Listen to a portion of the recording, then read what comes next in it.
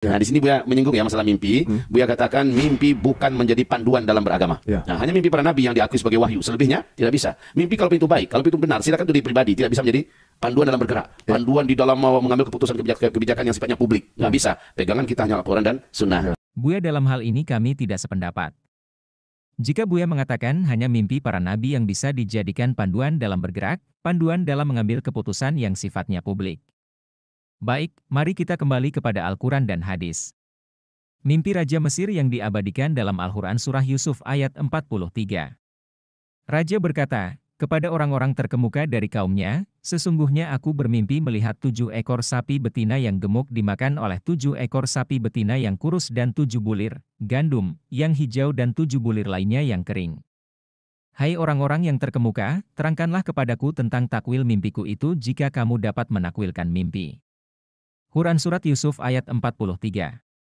Kemudian seorang pelayan kerajaan yang pernah ditafsirkan mimpinya oleh Nabi Yusuf menemui Nabi Yusuf di penjara kala itu dan meminta agar Nabi Yusuf menakwilkan mimpi raja. Dan hasil dari takwil mimpi raja tersebut juga diabaikan di dalam Al-Quran Surah Yusuf ayat 47-49.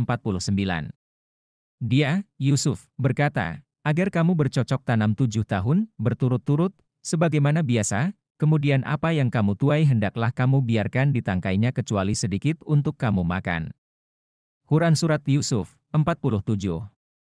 Kemudian setelah itu akan datang 7 tahun yang sangat sulit, yang menghabiskan apa yang kamu simpan untuk menghadapinya, tahun sulit, kecuali sedikit dari apa, bibit gandum, yang kamu simpan.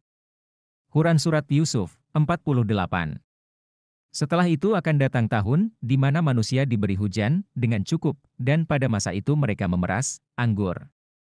Quran Surat Yusuf, 49. Dengan mimpi Raja Mesir yang ditakwilkan Nabi Yusuf maka Raja Mesir menjadikan panduan dalam bergerak dan mengambil keputusan yaitu bercocok tanam bagi rakyatnya dan menyimpan persediaan makan untuk menghadapi masa kekeringan kelaparan dan kemarau yang akan mereka hadapi.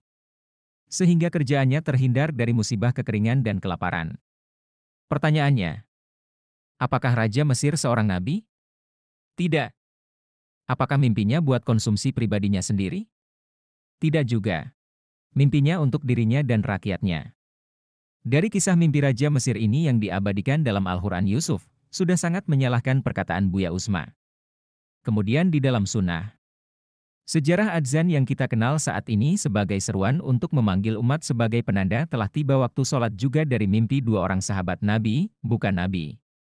Yaitu Abdullah bin Zaid bin Abdurrabbih dan Umar bin Khattab yang bermimpi hal yang sama di mana dalam mimpi mereka diajarkan bagaimana seruan yang baik untuk memanggil umat yaitu azan yang kita gunakan sampai saat ini. Sehingga Nabi Muhammad memutuskan adzan sebagai seruan memanggil umat untuk sholat.